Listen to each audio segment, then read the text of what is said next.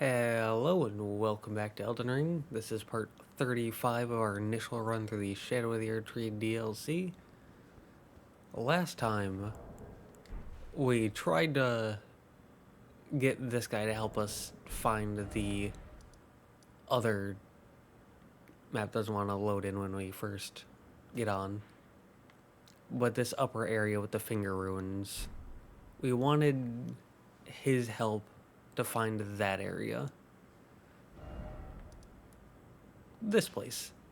That didn't quite work out, but we ended up finding the ruined forge of Starfall Past. Don't ask how we found that when it's so far away on the map. I was going on some wild goose chases. They didn't end up panning out, but we found a new area, so we'll take it.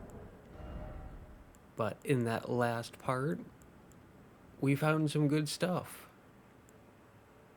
Like the Claws of Night, I believe we got that in the last part, which is a dexterity-based claw with a pretty unique, shotgun skill, which is pretty cool.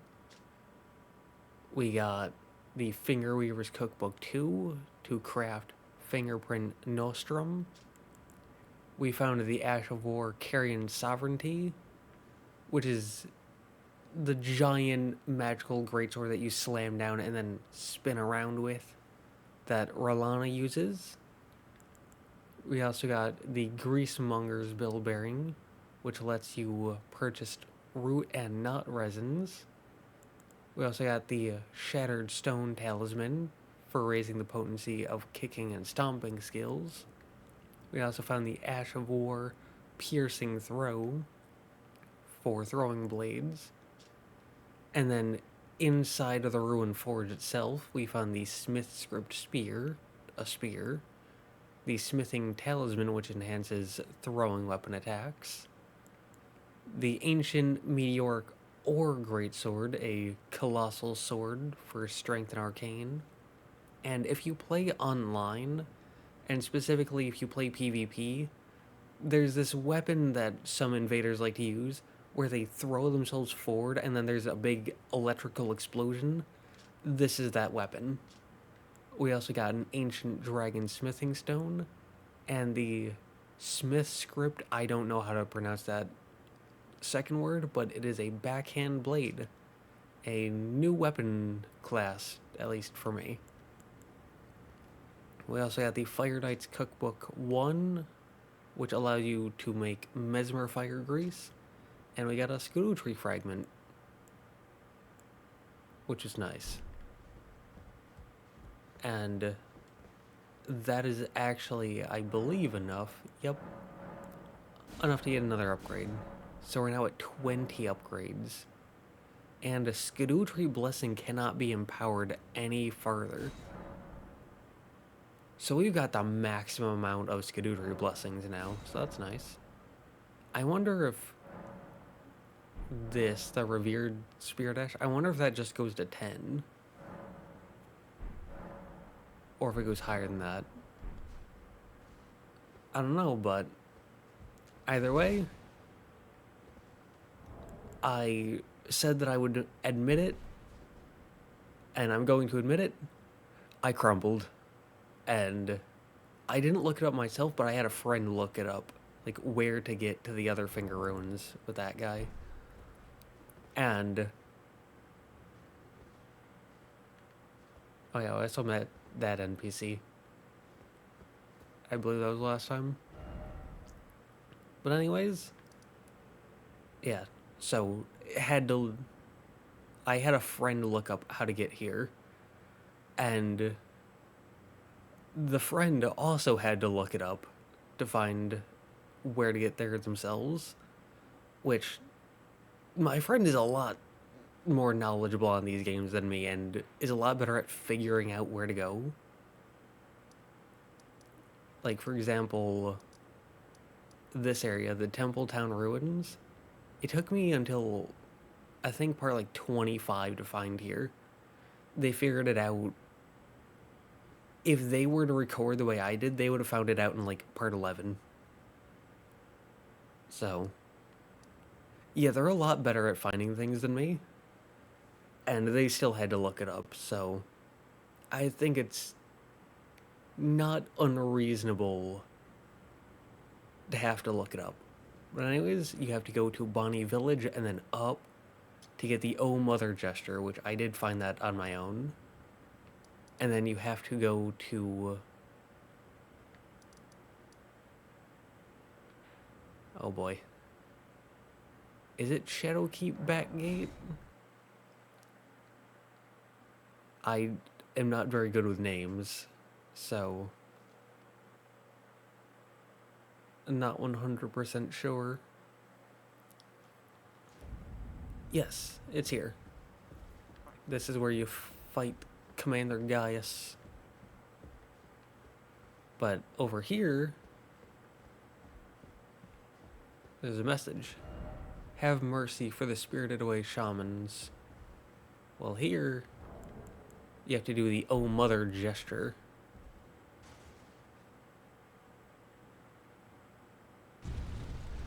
And that opens up.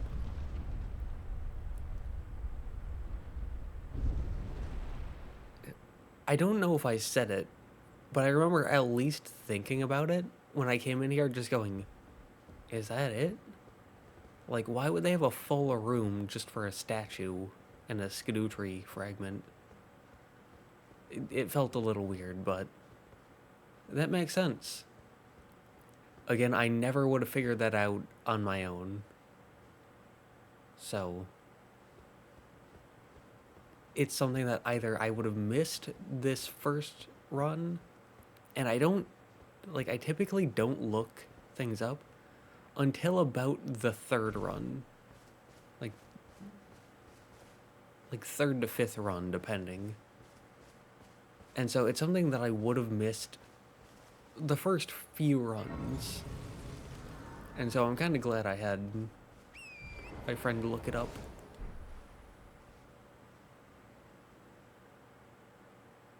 Is that a tree sentinel? Like from the base game?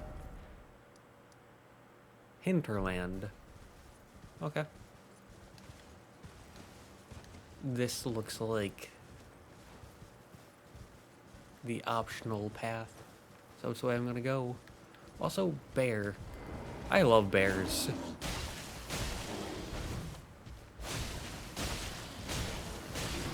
Please ignore the fact... Hi. Please ignore the fact that I say I love bears and the first thing I do is try to stab it. I would like to thank you for ignoring that fact. Also, we can summon here. Like our Spirit Ash.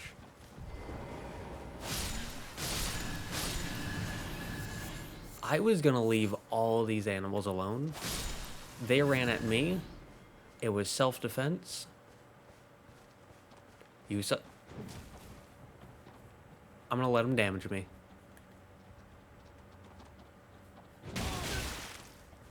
It was self-defense. You saw it. I was just standing there. I will defend myself in the court of law, if need be.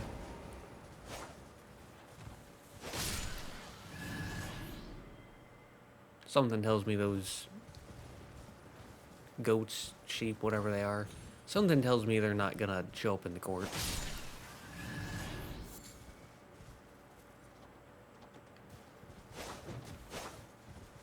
I don't know, I just don't think they'll be in the best Where do these things keep coming from? We're just gonna move on. But... bear? More bears? Several bears. Something I should mention is that I have not played in like a week.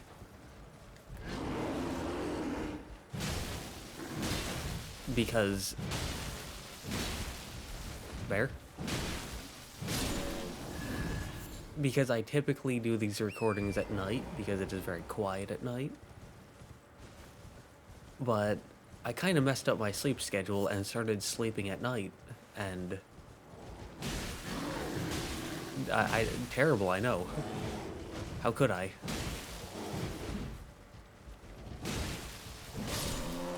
But yeah, I didn't want to record at like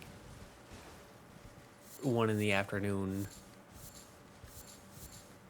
when there's people outside mowing lawns and the TV's on and everyone's talking. Didn't want to record during that. So it's taken me like a week to get back to a point where I wake up at 2 in the morning. But we're at that point again, so I may be a little rusty from not playing in like a week, which I just now realize I could have spent that time doing co-op and helping other people to stay brushed up, and I didn't. Whoops. I hope that there isn't some secret reward for killing those bears. I know how to speak English.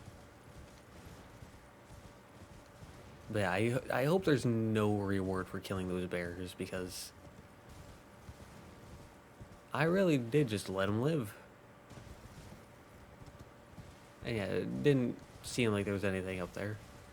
So we can just continue on.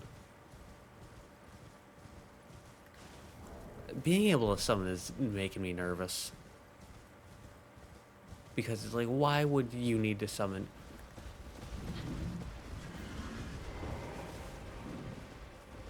Oh, that's a tree sentinel.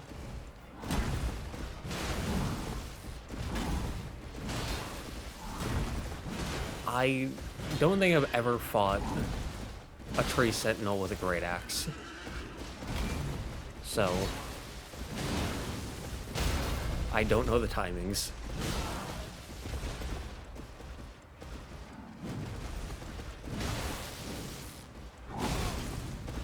Ow. That didn't do that much damage, actually. Alright, maybe trying to fight you next to a giant wall is not the best idea, considering I couldn't see a thing. But hey, you're dead. And that gets us...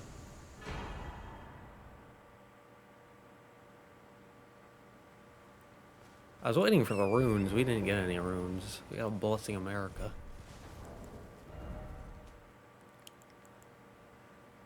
Oh. Yeah, it said Marika once created several of these for Mesmer's sake, but never again.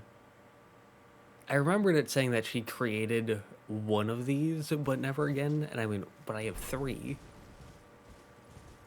But okay, she created several, but never again. That makes more sense. So it's like she created a batch of them, but she only created one batch. Okay.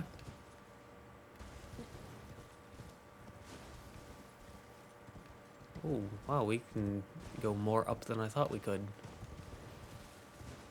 But how far up? What's the limit? Oh, that's a glowy. I'm assuming the glowy is the place we're supposed to go.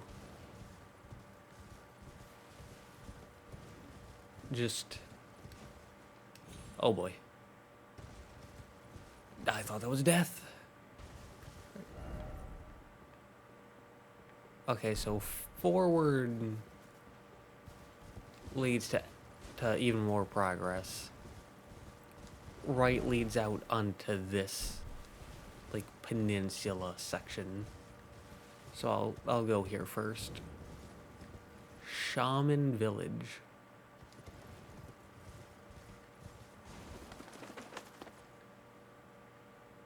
Bird sound.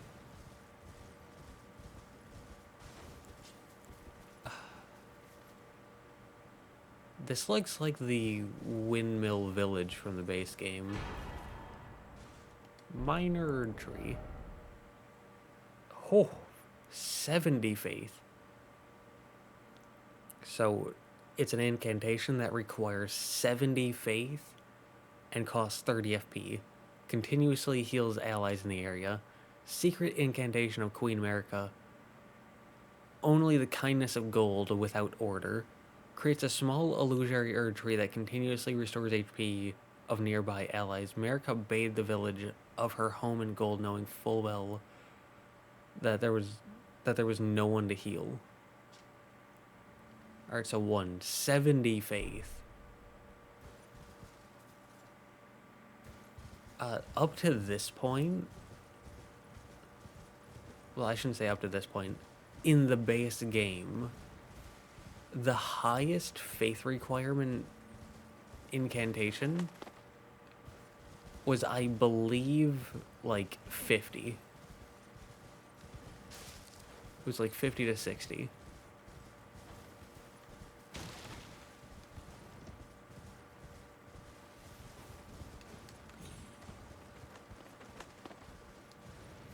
Because I created... I keep thinking there's items and there's not items. I'm going blind. I'm seeing things that aren't real. But I created a character that was like dual int faith, so that way I could use every single spell. And I got my intelligence up to 80.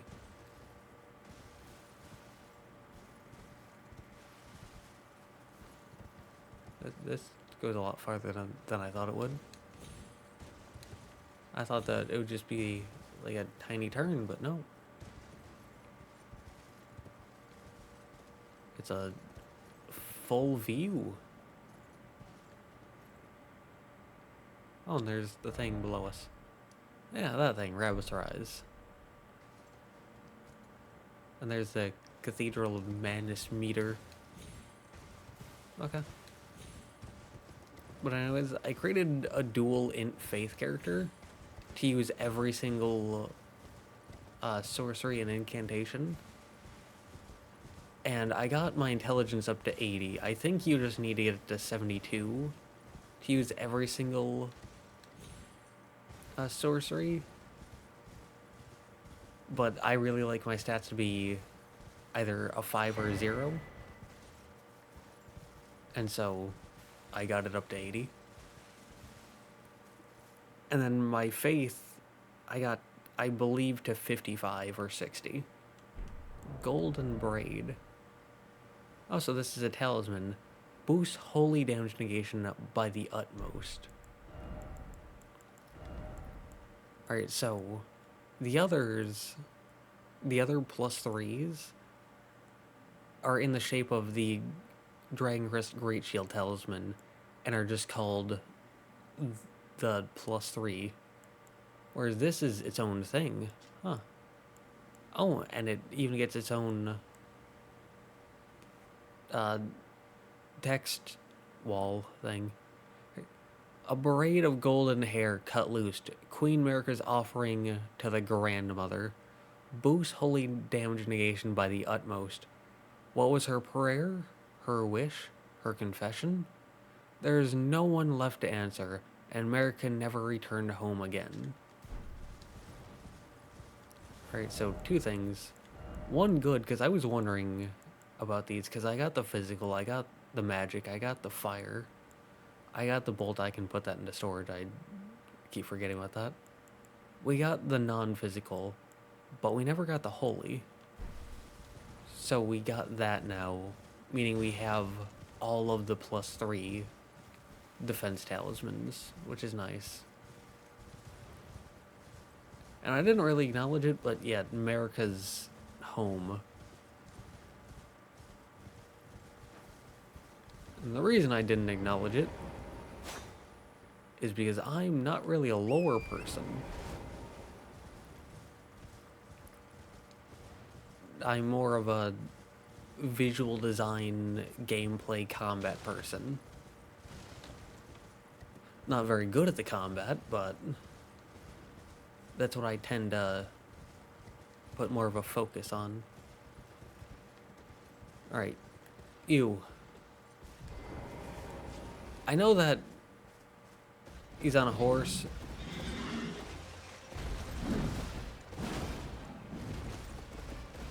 But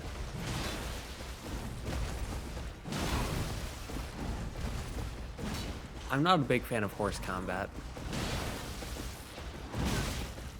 Oh, I thought he was gonna do his big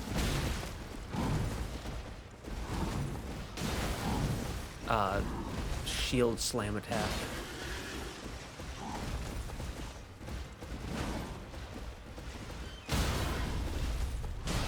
Nice. Yeah, that attack. When I just stood there and tanked an attack to the face, that was the attack I thought he was going to do.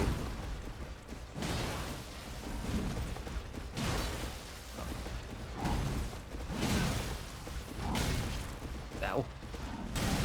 Ow. Classic Elden Ring. With the delayed attacks. With the, like, off-kilter timings. Alright. Second tree sentinel down. 120,000 runes and another blessing of Marika. Okay. But yeah, I'm not a big fan of the horse combat because if Torrent gets hit, like, if even the tiniest thing, even a light dagger swing will stun Torrent. And a lot of enemies in Elden Ring have combo attacks where they'll attack multiple times, which means that there's a lot of points where if you're on Torrent and you get hit once, you get hit like 3, 4, 5, 6 times, and then you typically fall off Torrent, and then you're in this animation where you're laying on your back and then you slowly stand up, which means even more time for you to get hit. And so because of that, I tend to just stay on my feet, even if the enemy is using a horse. And we can sit down.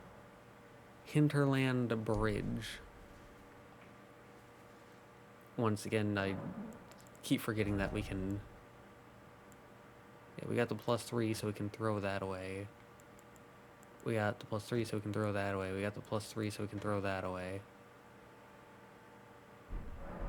Good.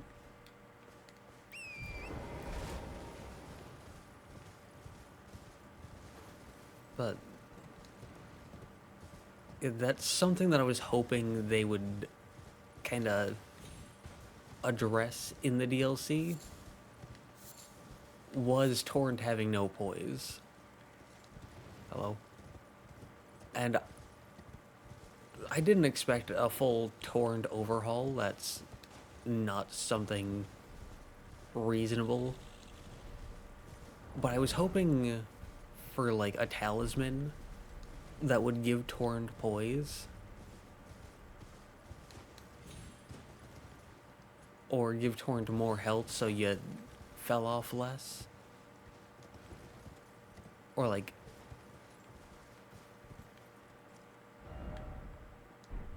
Huh. Anyways... Or, like, armor... Like, horse armor that you could put on Torrent. That you wouldn't pay real money with. Because it's FromSoft and not other game developers. I was hoping for something like that.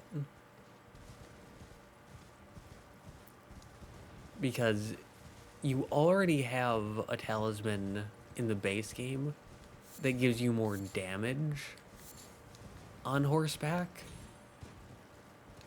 And so I thought, well, if you can have one that gives you more damage on horseback, why not have one that gives you...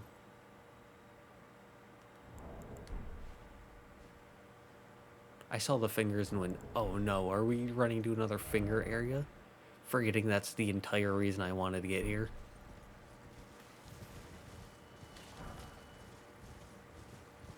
But anyways, like I said, if you can get a talisman in the base game that gives you more damage on horseback, I don't see why the DLC wouldn't give you one that gives you more defense or poise. And I know that the revered spirit ashes give you more defense on Torrent, or to give Torrent more health or defense. Functionally the same thing. But there are two things to that. The first is that those changes are only in the DLC.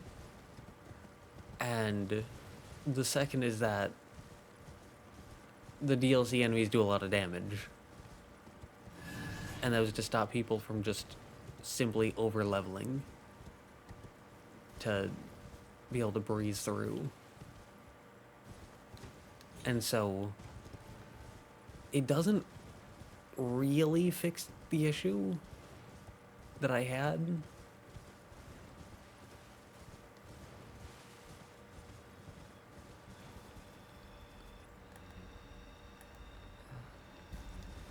As long as they don't wake up, it won't be a problem.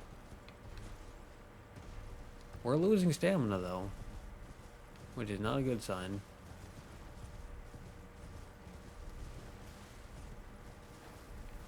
I'm wondering if there's any caves around here. There's stuff down there. Yeah, like I said, just being able to get a talisman that would give Torrent some poise. Not a huge amount of poise, but enough to be able to take like one light swing from a straight sword would be fantastic. Oh. I know that I wanted to come to the finger hand area, but that doesn't mean that I wanted to come to the finger hand area. If that makes sense. It's like, I wanted to find out how to get here. That doesn't mean that I wanted to actually be here.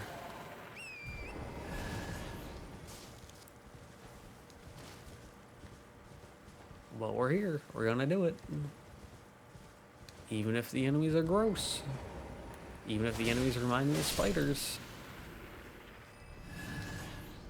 And they're evil and should be burned alive.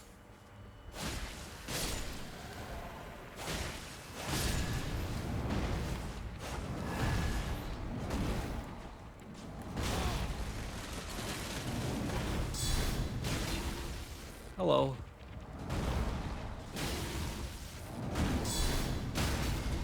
Yeah.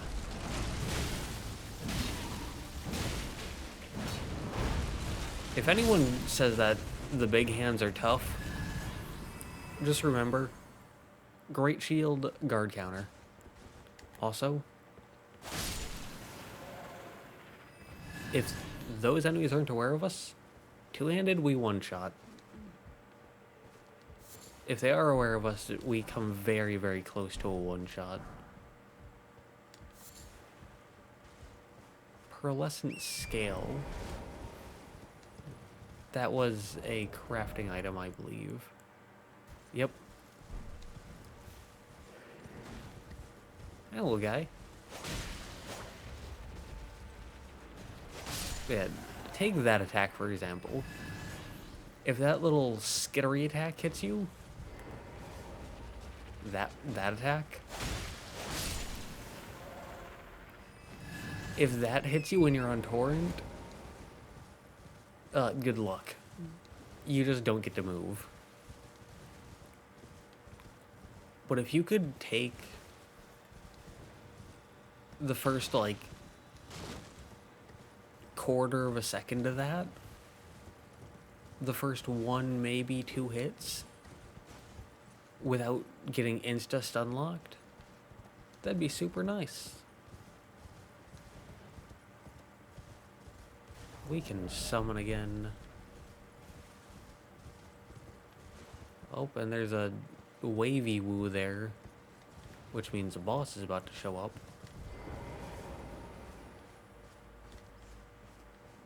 Falling Star Beast.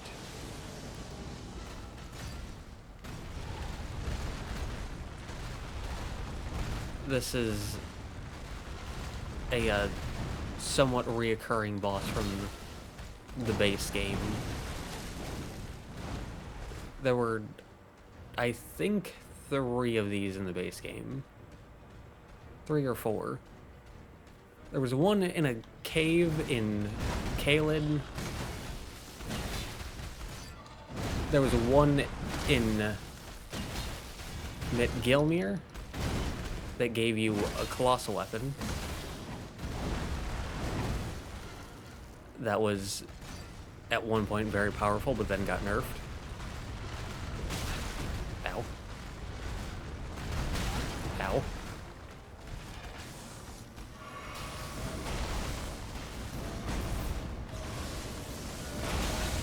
Ow. Classic Elden Ring with the delayed attacks.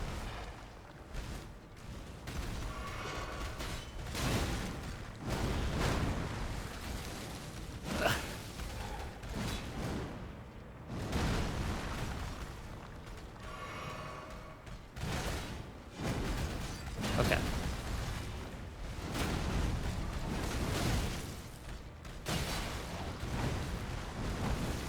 It's kind of awkward to fight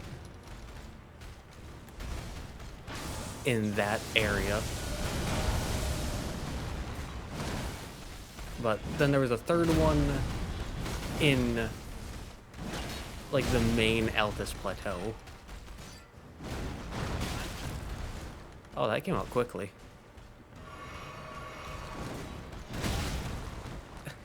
I was trying to walk up, but I couldn't, so I jumped and he caught me like mid-jump.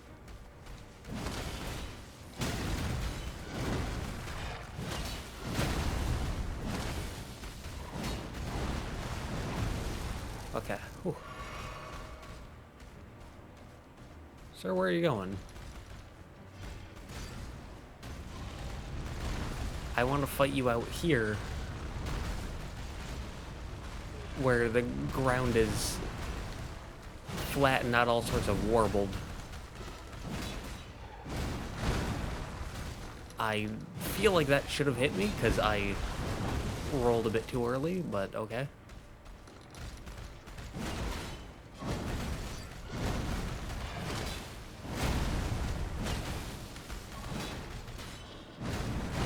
And with that, you go down. Okay. 170,000 and Gravitational Missile. This is a sorcery that requires 36 intelligence and costs 18 FP. Fires a bolt of gravity that pulls in enemies. There's already something like that, I believe. But one of the glintstone sorceries that manipulates gravitational forces fires a gravitational projectile that pulls in enemies before finally exploding. Ah, so this one also explodes. Charging increases potency. Said to have originated from the lightless dark far beyond, the home of the falling star beasts. Okay. So this area, region, section, whatever you want to call it, it has the home of Marika and some bosses from the base game, like Falling Star Beast and Stake Marika. But Falling Star Beast and the Tree Sentinels are both recurring base game bosses. So that might have a lore thing to it, I don't know. Let's see. 80, 31, 82. No, we're gonna go into strength. Because health is good, and 60 is like the hard cap. Endurance 50 is good. Faith 45 is pretty good. And then 50 strength and dex. But this is my dex weapon, this is my strength weapon. And I remember earlier in the run, I think it was while going through the Abyssal Woods, that I said, man, we're really not giving strength the attention it needs, because my axe, like, the big weapon and the small weapon were doing basically the same damage. And that's not how that should be. There's two big hands and a bunch of small hands, and I don't know if I want to fight them.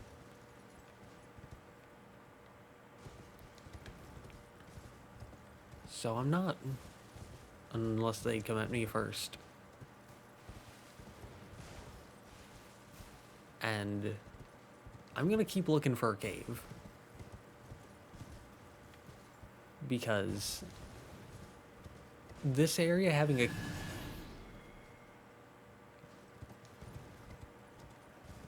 Anyways, this area having a cave would be awesome. Like, a cave that's based around the fingers. Because in the Gravesite Plains, there were a bunch of... Not a bunch, but there were like 2 or 3... I believe 3 caves that had the, like, jar enemies.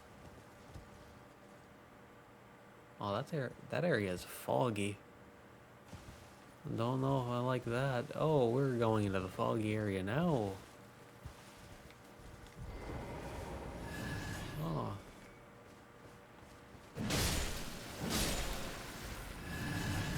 Yeah, look at that. One-handed, it's a 2-shot, almost a 1-shot. This, it's a 2-shot, almost a 1-shot. So they do basically the same damage. Despite...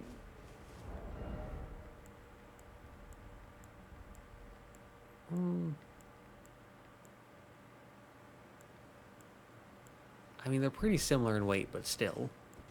This feels like a small or medium weapon, whereas this feels like a big weapon. It should be doing more damage.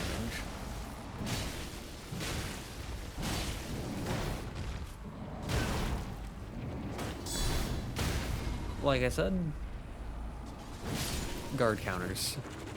Great Shield guard counter destroys those guys.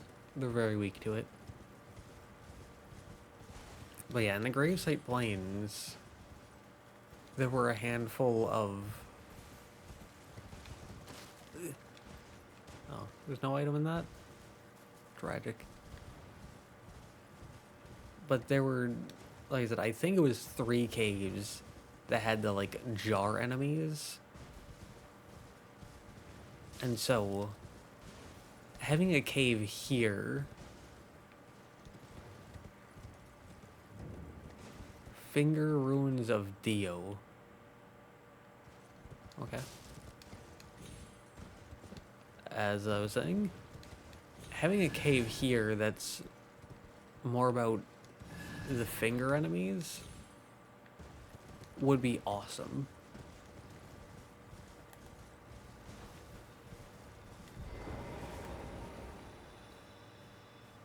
Oh, I hate it. I hate everything about that. They look gross, they sound gross. They look almost slimy. And nothing about that is good.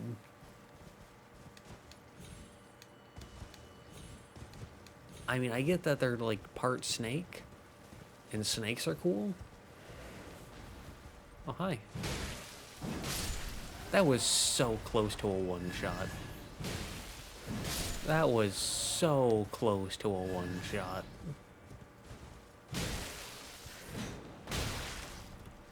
That was very unfortunate.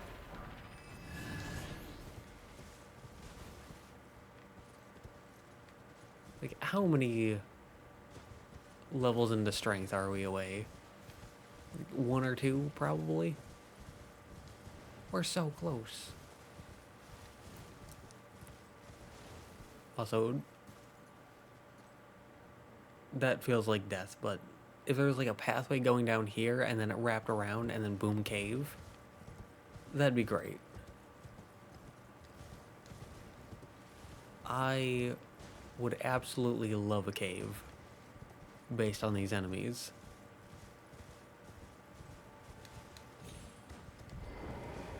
Oh, there's another one of those things.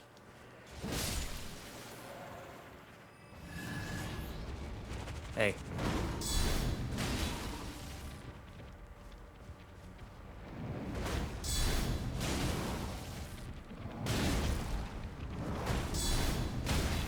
I'm telling you. Uh-oh.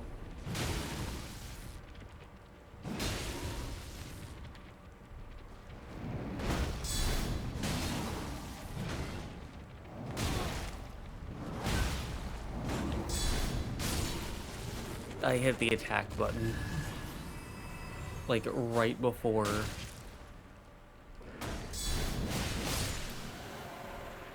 right before they hit me.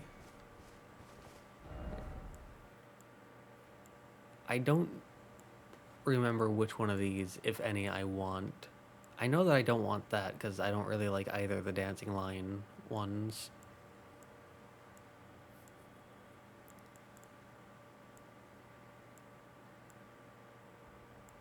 I think there was one that I wanted, but I don't remember it. So we can just place that there and go, yep, that's another soul duplication thing that we want. So that's nice.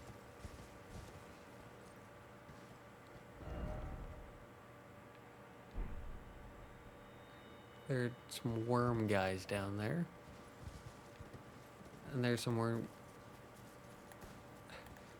I was about to say, there's some worm snake guys over here. And then I looked over and immediately didn't see them. And just went, oh no. Where do they go? Oh, this area is very foggy. I can't see a thing. I'm really hoping that I don't miss a cave here. Once again, I'm really hoping there is a cave here. And that I find it.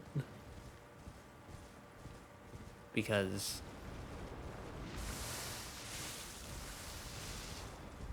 Alright, now with those things...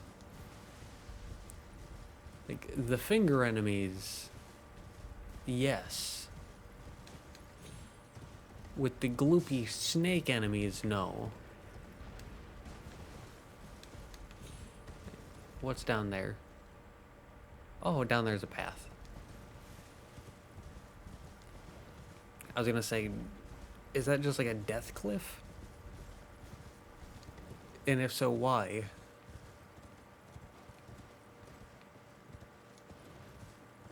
Something's taking damage. Don't do it.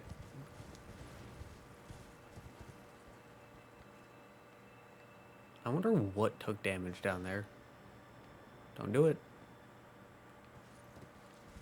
I don't know.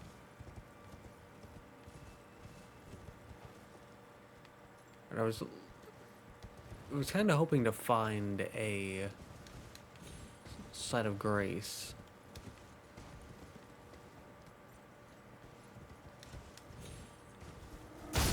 What? Hey. Right. He didn't punish us for any of that. But how we were just laying there? That's what happens when you get knocked off a torrent.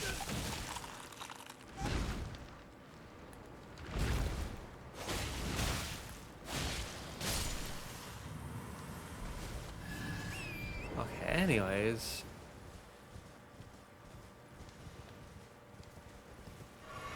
probably heal.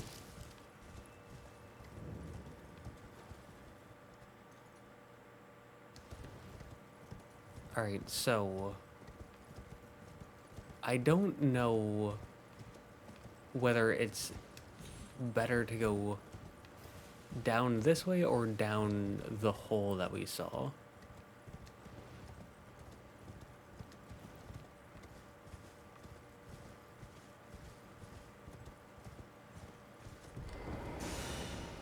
Ah, so that's the guy shooting the big thing at us.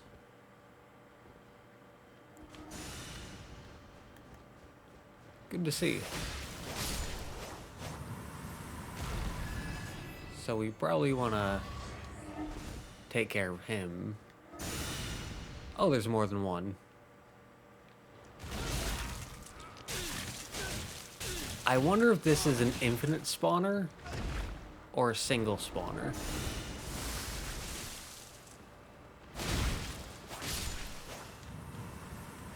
What I mean by that is when that hits us and the enemy spawns on top of us, is it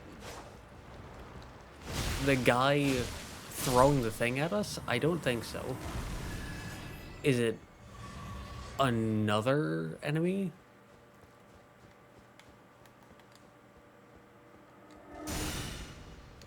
Like, if he throws it and hits us, will he come at us? Like, teleport to us?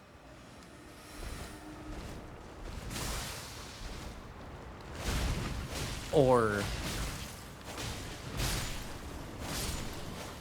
Ew. Or is it like, when he hits us with that, does it just spawn like a brand new enemy out of the ether? Giving the potential to have just an infinite amount of those enemies spawning endlessly? I don't know.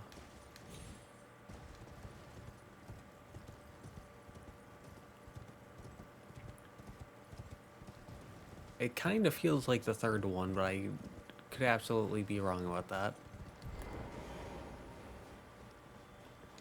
Nope. Pearlescent scale. Yeah, so it said lampreys. Yeah, I found my hunting lamprey. So that's what these guys are called.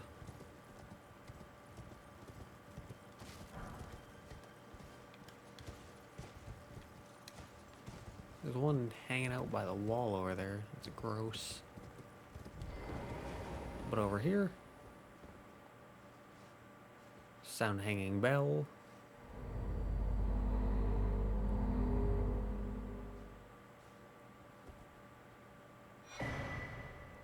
And it gets us the Cerulean Seed Talisman +1. Cerulean colored talisman pattern after an Erdtree seed greatly boosts FP restoration from the Flask of Cerulean Tears. The Erdtree seed of this talisman was presumed to be an object of myth. This age-old artifact also depicts the two fingers, perhaps harking back to the birth of the Erdtree. Yeah, so the one here gave us the HP restoration 1, and the one up here gives us the FP restoration 1.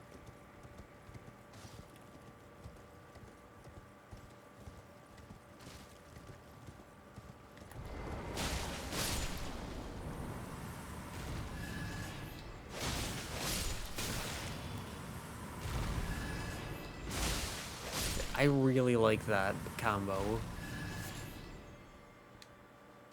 The one-handed light greatsword combo, where you do the running light attack. Because it feels so much smoother.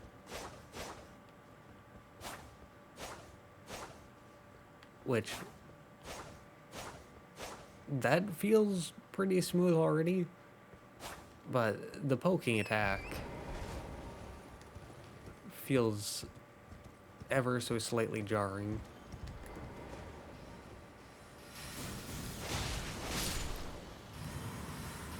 And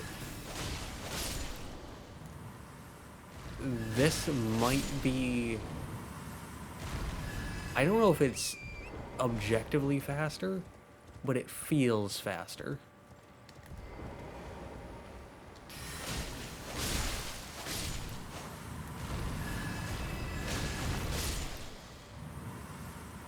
It feels so smooth. And I've said it 100 times, I'll keep saying it. The balance... Yes, I know.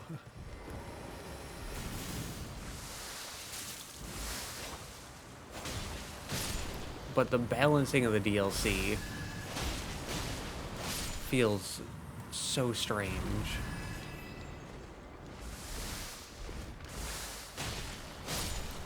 Because it's like... I just can't get past how easy some of the enemies are. Especially compared to the bosses. Which, obviously, bosses are going to be more difficult than the enemies, but... the bosses feel very overwhelming. At least at first. Where you hit a boss and you just go, oh, we're probably going to be here for a while. Because this guy is tough. But then you get to a new enemy. And you go, oh, that's gross. Anyways.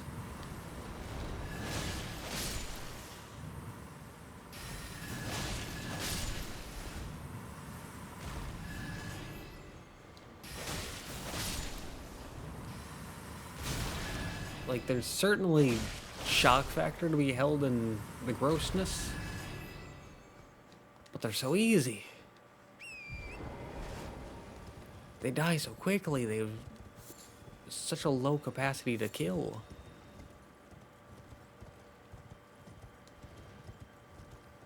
And it's just, they're not really a threat. And it kind of baffles me. Oh. I mean, I love fog. And considering the enemies in this area, I would love to not see. But I don't know how good that would be for video. But I do love fog. Fog, haze, nighttime, rain, stuff like that. It looks so good.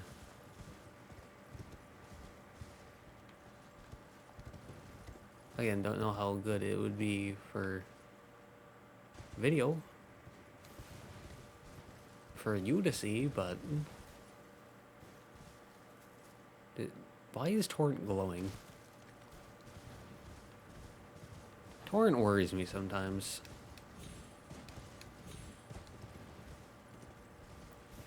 But until something negative happens, it's probably not a big deal.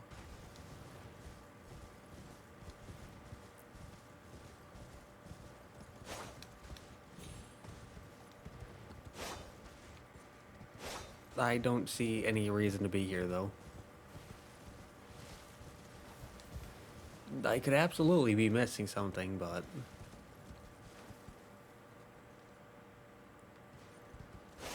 I don't see a reason to be here. What would be great, though, is if there was a cave here. Yeah, you get what I'm putting down? A cave. With finger enemies.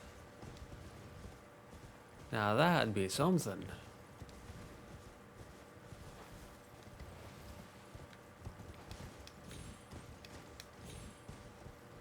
Again, I don't see the point.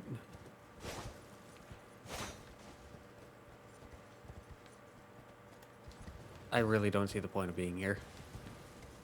I really don't see the point of this place existing. Why do you exist? Once again, it looks cool, but I don't see any purpose there. But there's still a hole in the area up there that we didn't get to, so we can get to that.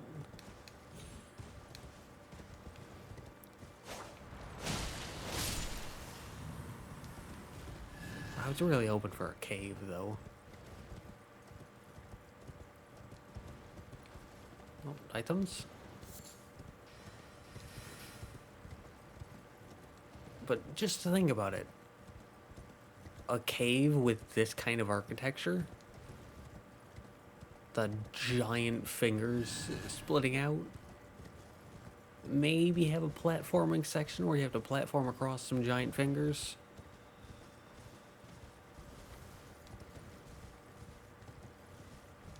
I don't remember exactly where the hole was.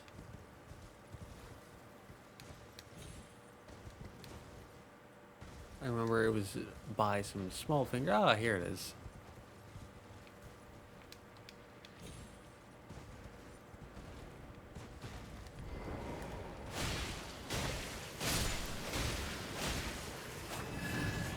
I don't want any fingers following me down here.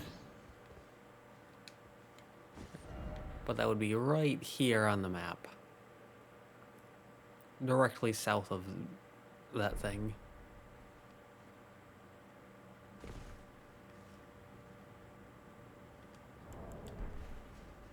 Yeah, well, that looks like a trap if ever I've seen one.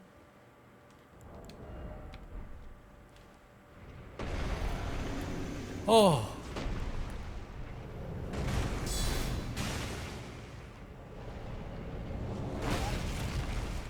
Alright, so even great shielding that didn't help us.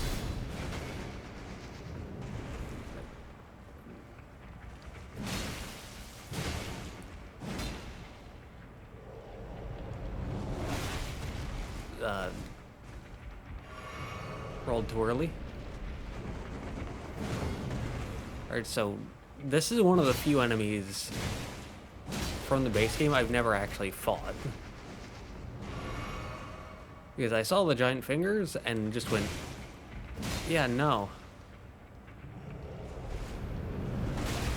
I rolled too early.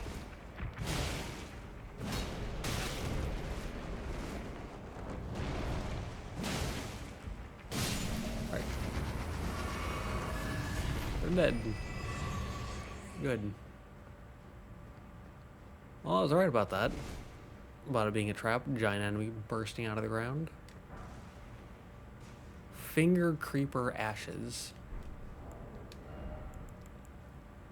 That costs 80 FP.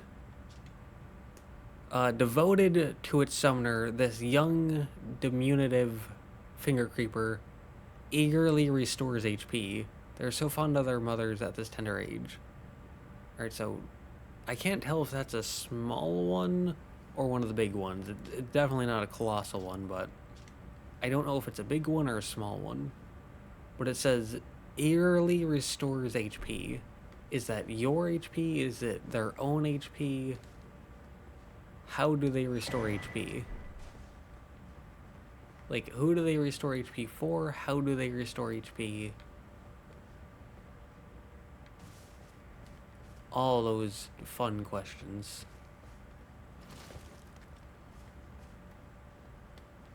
Is this... Yeah, this is just the area where I asked, what's the point?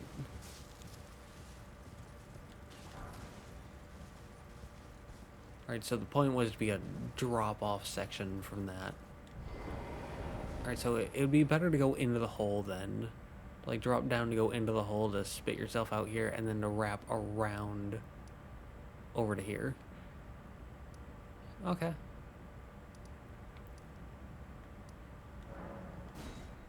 Well, we're definitely not doing our end of the session spiel before hitting an hour, so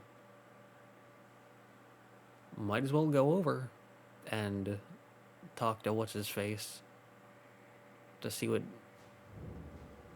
he's got going on. Do you have anything to say? I told you once, I've no interest in companionship, but I must admit, Count Ymir did seem very pleased. Perhaps an exception is in order. Ymir is a shining star, in our eyes, the only star upon the black canvas of the night. Our meeting with the Count taught us of the star-draped sky. We know that we cannot reach out to touch it, but we can peer up at its brilliance and heed its guidance. We will never again lose our way in the night. I have spoken far too freely. Pay me no mind. Let us focus on our shared purpose, our service to Count Ymir. Now, be on your way. Now, be on your way. I always love the NPCs that are typically pretty guarded, but then open up and then go, no, I'm speaking, like, I've spoke too much. Ronnie does it, she did it there. I always like that. You get some unique insights. But anyways, hello, Mr. Purple Man. How are you? Hello there. I heard another sound, colored by your essence. Simply exhilarating, I must say. The stars are dark tonight. But rest assured, this is no ill omen. On the contrary, I believe that this portends a magnificent starry cascade. Now, take this, my final gift to you. May you join the glimmering stars above. Ruins map 3rd. Map to older ruins received, check in inventory. Alright, and I could be absolutely wrong about this. This could be pure coincidence. But the things that have you duplicate boss souls, I found 3 so far. One here by the Finger Runes of Rhea. I found one outside of this cathedral, I believe, like here on the map, but I've already used it, I'm pretty sure, because I don't have the marker for it. And it's right next to a Finger Rune. And then there's the one here, right next to a Finger Rune. So all the boss soul duplicators in the DLC are right next to a Finger Rune. Again, I could be wrong about that because I don't look anything up in the first run, except for when I had a friend look up how to make it to here because I gave up. I couldn't find it. Also, I don't know if you can get to these areas. I kind of doubt it. But anyways, there are 3 Finger Runes that I found. There are 3 boss soul duplicators, and all 3 have been right next to the Finger Runes, so... Anyways, a simple old map, faded and dirty, acquired from Count Ymir, High Priest, indicates a 3rd and final hallowed rune distinct from those shown on the first 2 maps. May you join the glimmering stars above. And that shows this area. Like, it shows this place, which I've already found this one. He has to move, and then you have to push a button to move this back. I don't know how I got him to leave. I don't know how I'll get him to leave again, but yeah. But when we went down there, we couldn't blow the horn, so I don't know what that's about. Oh, yes. I believe I can feel it brewing. This evening is a sign of a greater night to come. Do you recall what I said? That Marika and the fingers that guided her were unsound from the start? Well, the truth lies deeper still. It is their mother who is damaged, and unhinged. The fingers are but unripe children, victims in their own right. We all need a mother, do we not? A new mother. A true mother who will not give birth to further malady. Uh-huh. Also, new sorcery, apparently.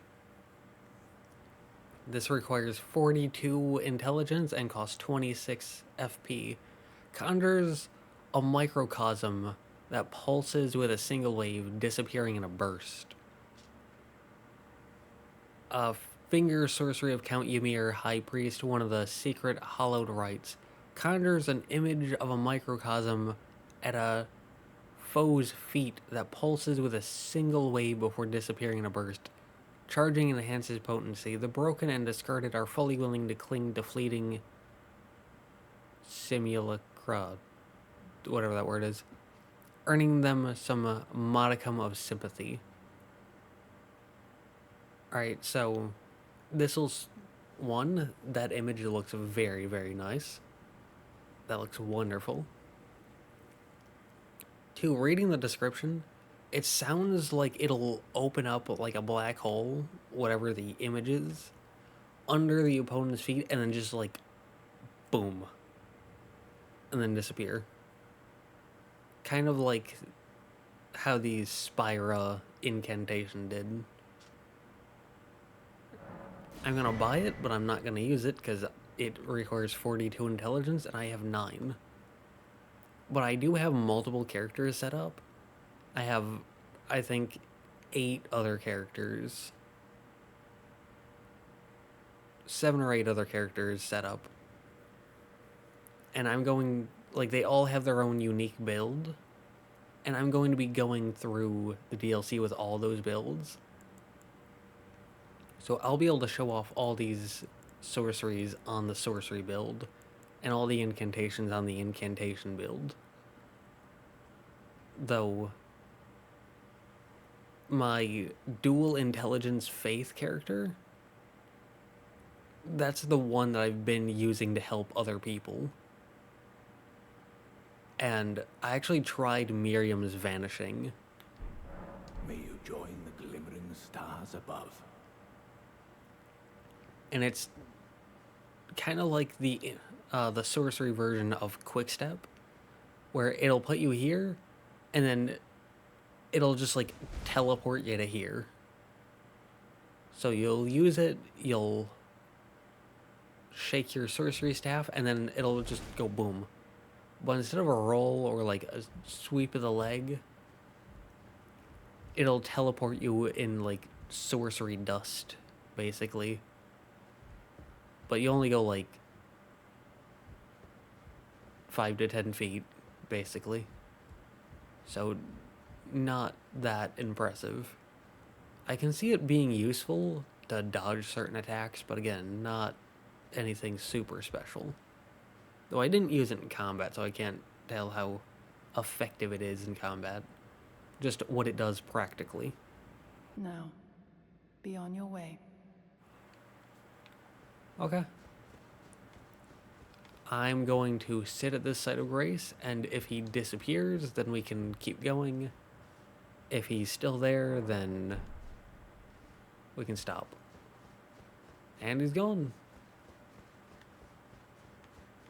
She's still here, though. Now. Okay. Examine.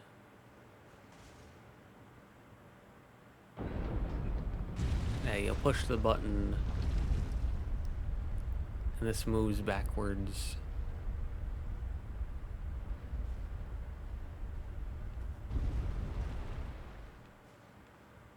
And then you make your way down here. We did this at the beginning of the last part. I found it on accident.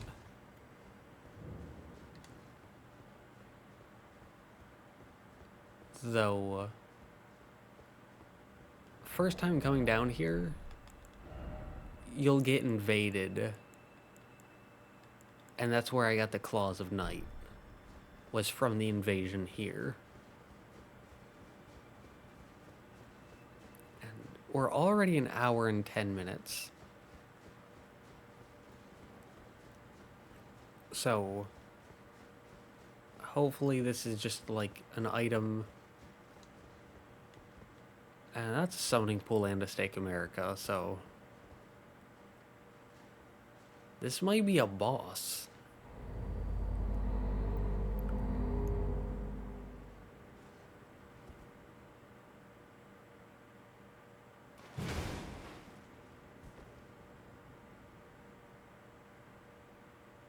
What the fuck?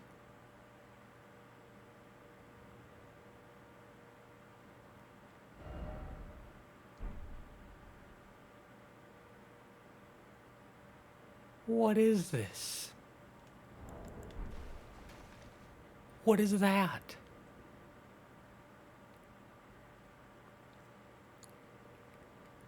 That is almost certainly a boss.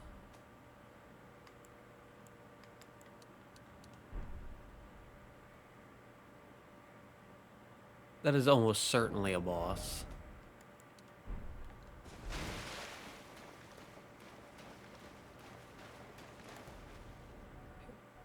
Metyr, mother of fingers.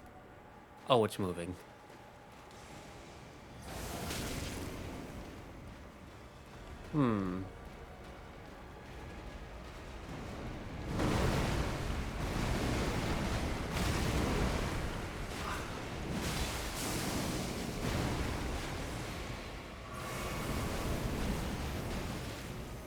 Oh, it looks disgusting.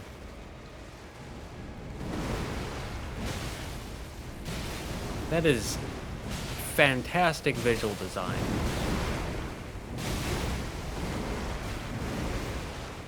But, oh my god, it looks disgusting. Ew.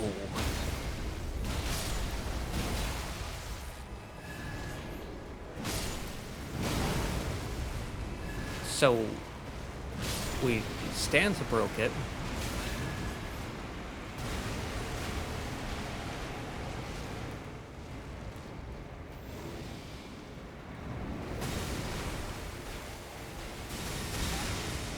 Ow.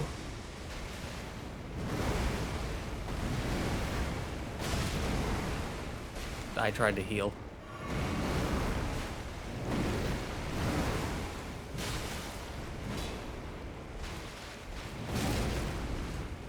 Okay, so...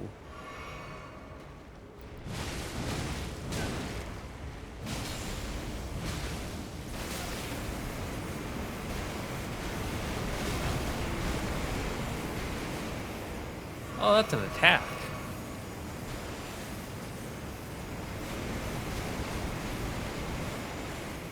I don't know what to do here.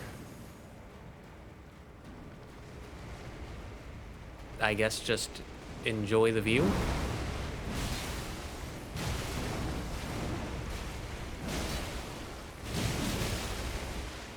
Ow.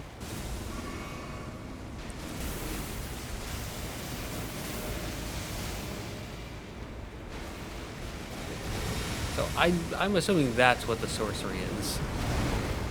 Ow.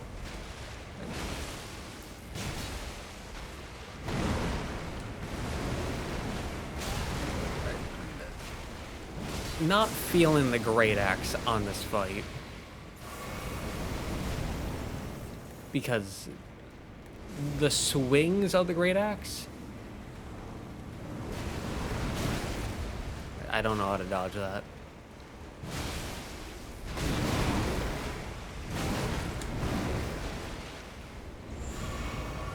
But the swings of the great axe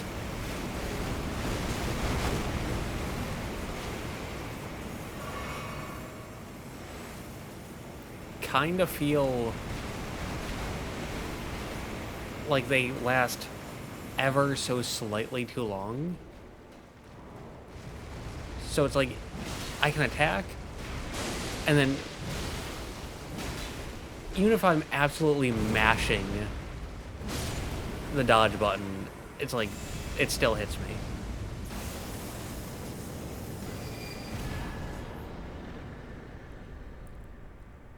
420,000 runes in remembrance of the Mother of Fingers.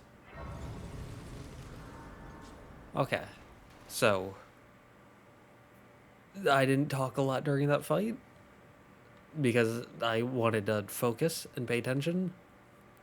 But now that the fight is done, we can talk about it. Well, actually, we can look at the rewards first. The power of its namesake can be unlocked, yada yada yada. The final paragraph. The mother of all two fingers and finger creepers was in turn a magnificently gleaming daughter of the greater will, and the first shooting star to fall upon the lands between. Alright, so those 3 lines, big lore stuff. Because mother of all two fingers, daughter of the greater will, first shooting star. If I remember correctly, the Elden beast was a shooting star as well. Meaning that Mother of Fingers came before Elden beast. And also, once again, mother of all two fingers and daughter of the greater will. That's very significant lore-wise, but again, I'm not really a lore person, so I'll let the people who know what's going on, I'll let them deal with that. I'll just look at the rewards.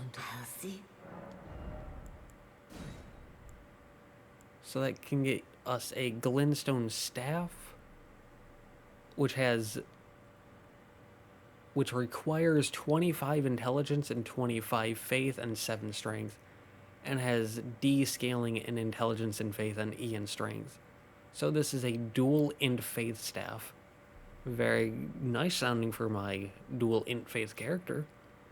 A staff fashioned from the tail fingers of Metyr, the mother of fingers, and the microcosm raised aloft with the crux they form.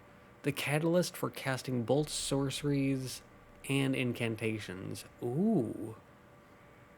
Very good. The mother received signs from the greater will from the beyond of the microcosm. Despite being broken and abandoned, she kept waiting for another message to come.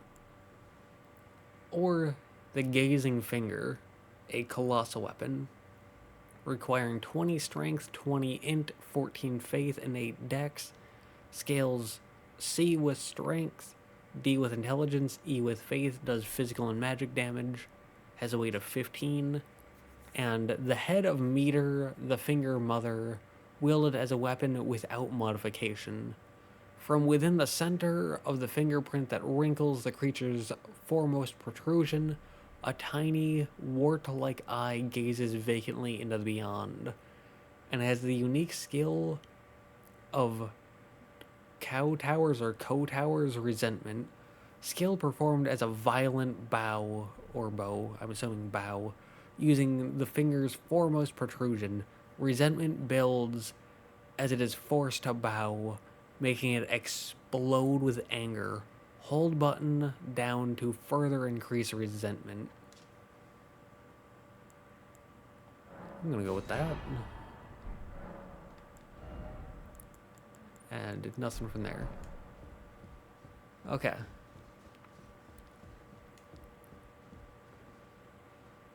But let's talk about that boss. Because that was a very, very unique boss. So, the visual design of the arena is absolutely spectacular. I hate the tube fingers, but absolutely spectacular. I love the water. That's one of the many reasons I love Bloodborne.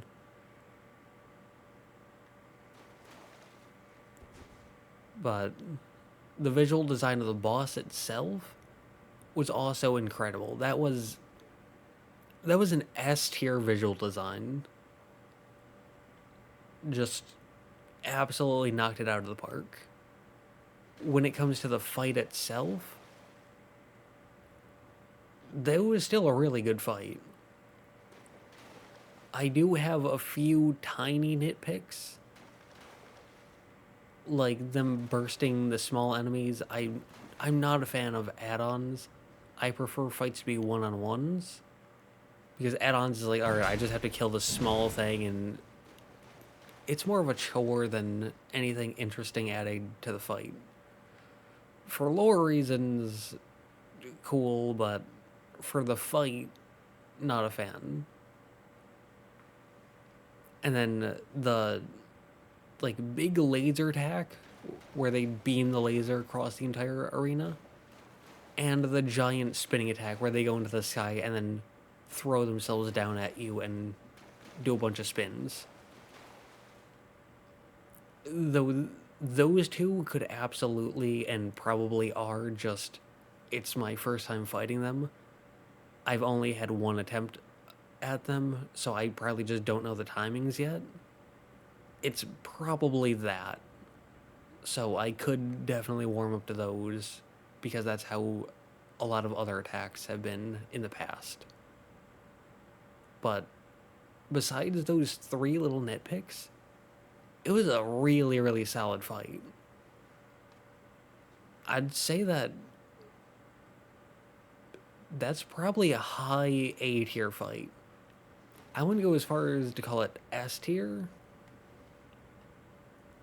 although I may redo my ranking system, because I've noticed that I've been putting a lot of bosses into the B tier, and so I may add an S plus tier and have the S plus tier be the like exclusive club for the best of the best. But in my current system of E, D, C, B, A, S, I'd say that the fight was like probably mid A tier, and then the boss overall will be like high A tier. So not quite the top of the top of the top, but a really, really good fight.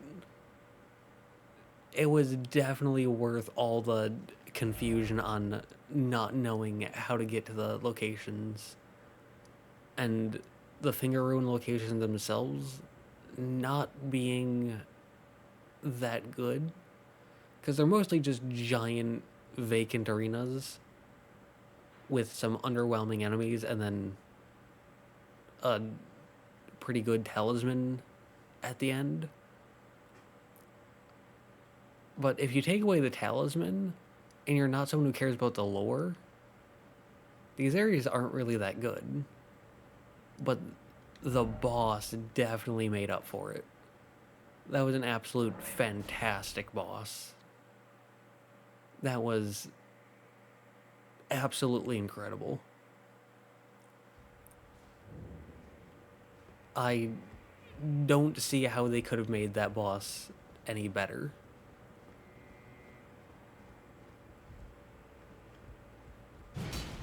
We can attack in here now.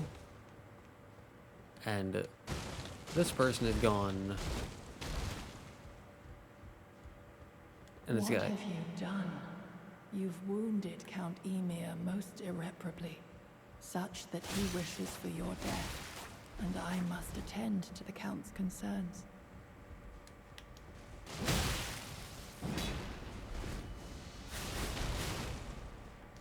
Oh.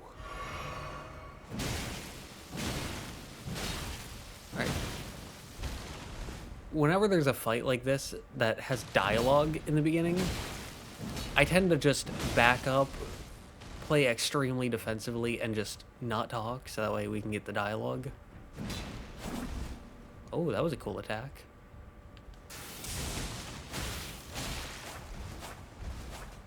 Man, that was rude.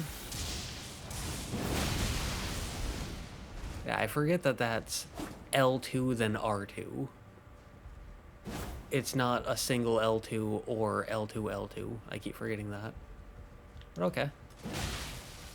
Oh, my dear star, a fine mother. You will be My shining star. Grant me a mother's strength. Look here at my fingers. I will be the true mother. And I will be the only mother. Oh, he's a boss. Huh. Oh, and that one has more health.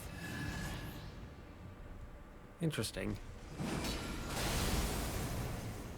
I'm assuming that's like a defensive sorcery. Yep. Oh, that breaks your lock on. Interesting. My dear children. Anyways.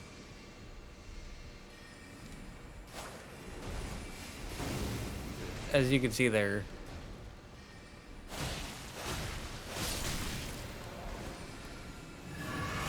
these, like, sorcery bosses, or magic bosses, rather,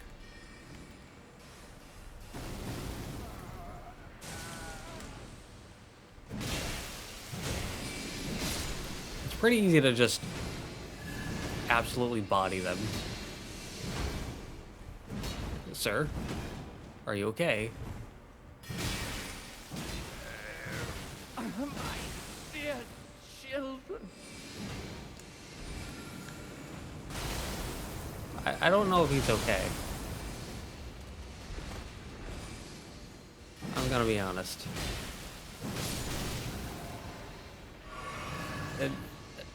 As you can probably tell, I'm not taking this fight seriously. Like, this guy's not a threat. Forgive me, Yuri. Truly, I desired to be your mother. Okay. So he's dead. We didn't get any runes out of that. Didn't seem like. That's kind of strange. But anyways, Ymir, or Ymir's bell bearing,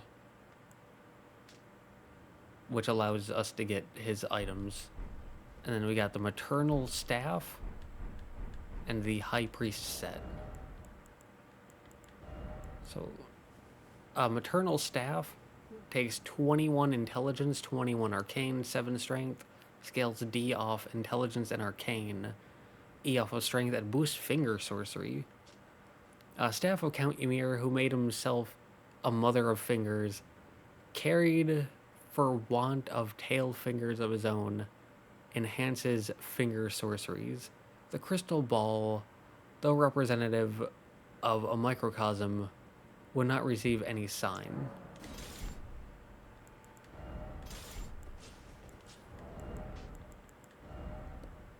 And then his armor set.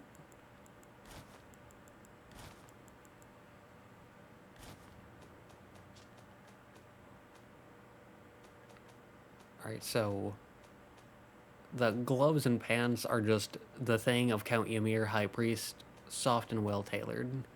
The chest piece, robe of Count Ymir, High Priest, conceals the abundance of squirming underneath. Gold embroidery decorated with decorates the purple cloth with a jeweled ruff that sparkles like a flower wet with dew. And then the headpiece, the hat of Count Ymir, High Priest. The circular design at the top represents the greater will and its lightless abyss. Imparting increases intelligence and arcane to the wearer. Though Count Ymir instructed a Rolana in the sorcerer's arts, he abandoned his allegiance to the moon. It was merely the closest of the celestial bodies, nothing more. Right. And the High Priest hat boosts your intelligence and arcane stats by 1 each.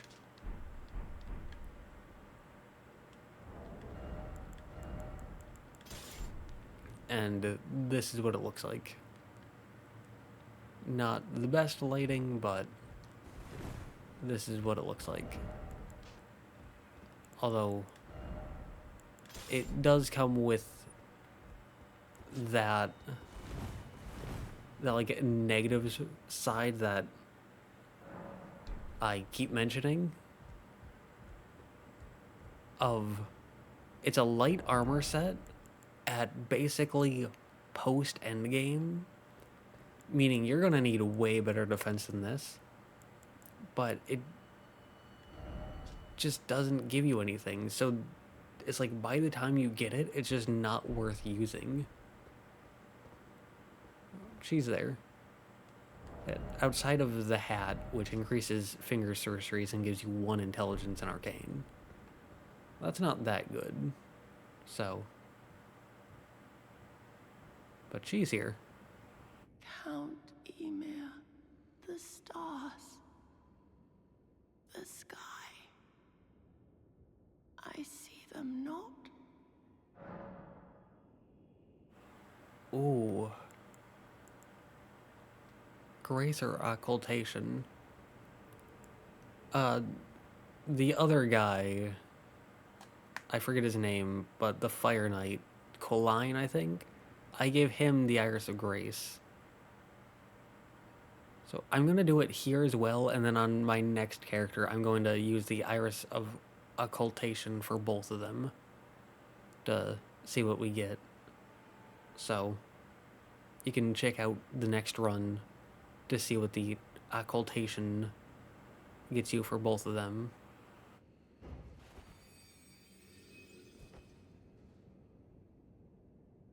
Oh, it blinds, as if our night simply never was.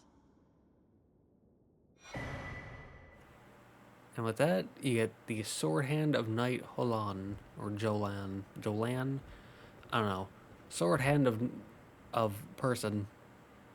I don't know how to pronounce her name. The other guy, I actually got to him on my second character, and giving him the Iris of Occultation gave you his weapon. So I'm assuming giving her the Iris of Occultation will also give you her weapon, maybe her armor set, but I don't know about that one. But her Spear Dash costs 86 FP. Spirit of a Sword Hand granted light by the Iris of Grace. It wields a sword of bottomless black that penetrates the enemy's guard. Though it was not by the shining star that she had longed for, thus was her night illuminated. But this was an, at times, blinding light, and threatened to expunge the night entirely.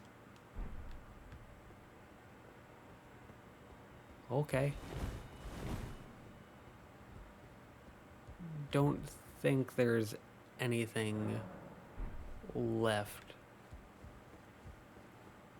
I think that's everything.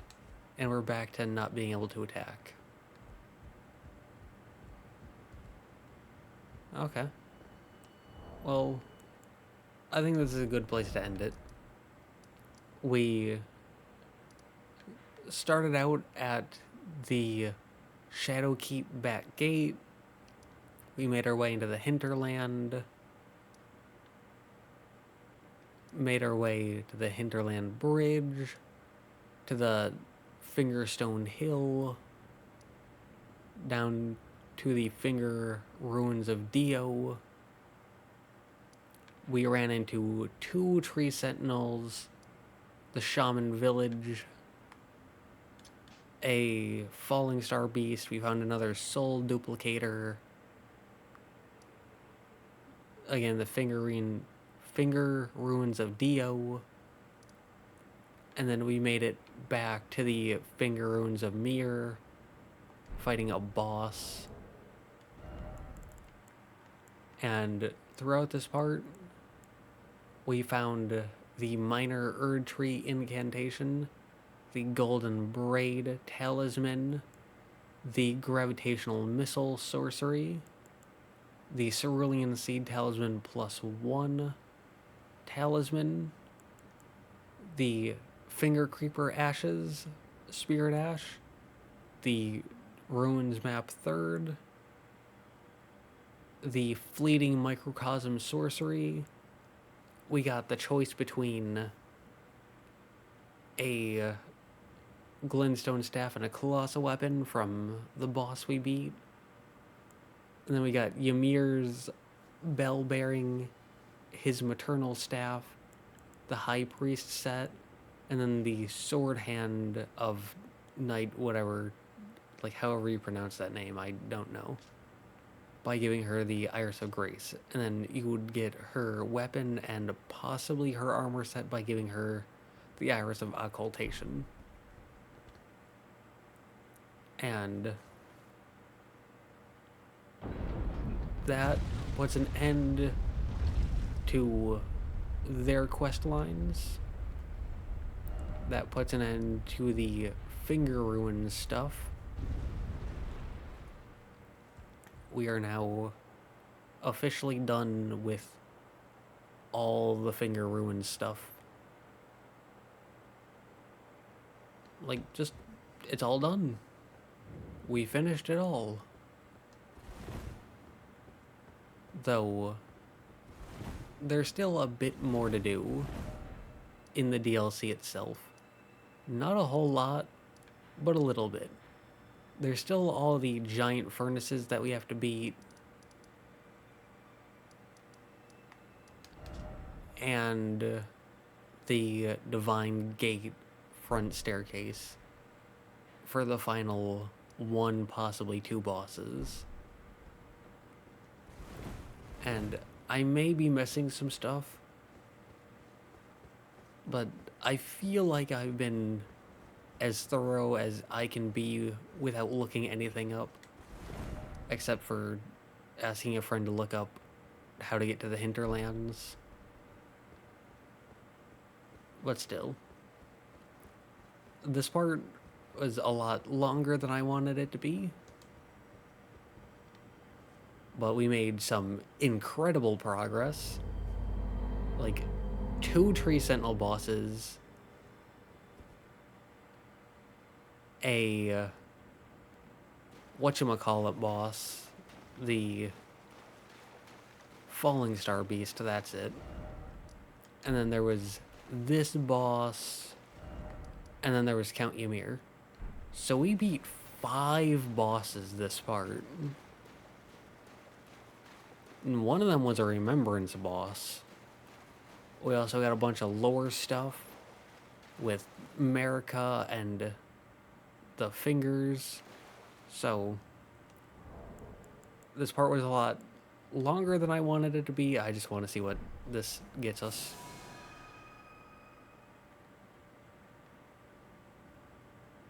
I thought it was going to turn us into one of these. But anyways, this part was a lot longer than I wanted it to be, but we also made some incredible progress, so I'm very happy with that.